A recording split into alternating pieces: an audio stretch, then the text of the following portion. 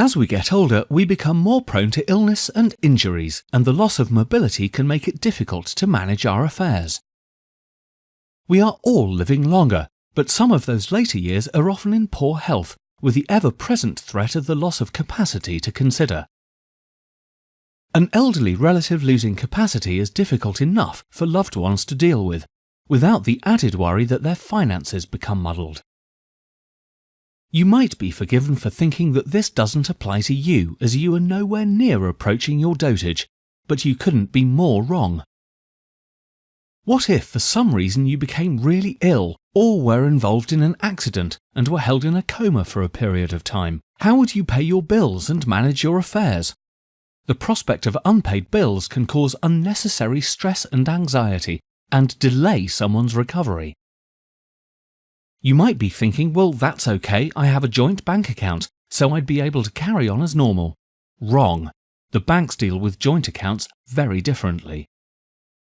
When a joint account holder loses capacity, the account is closed for all transactions other than for emergencies, until a deputy has been appointed by the Court of Protection. This can be a long and costly process, often taking longer than 9 months, with no bills being paid. What if you had a business? Who would make decisions on your behalf? What happens to any property or other assets you hold jointly with someone and one of you later loses capacity? What if you are in your retirement and have taken out an equity release on your property and wish to make a further drawdown of cash after your partner or spouse has lost the capability to sign? Perhaps you wanted the cash to pay for their care. Many of these schemes will not now allow you to make the drawdown if one of you is no longer able to sign. By setting up a lasting power of attorney, you can authorize someone you trust to administer your financial responsibilities on your behalf. This could include selling property, managing your investments, paying bills, even running your business.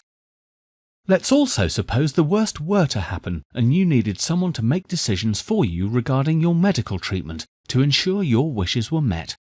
You probably assume that, if you were unable to make these decisions for yourself, then a family member could, but you would be wrong. Without setting up a lasting power of attorney to cover your health needs, loved ones will not be able to make decisions about which healthcare you receive or even which home you live in.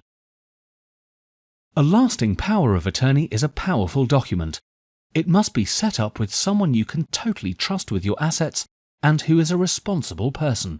It's vital then that the document is created by someone who knows exactly what they are doing. By establishing a property and finance and a health and welfare power of attorney in advance means that you choose who makes those vital decisions for you, rather than some faceless authority.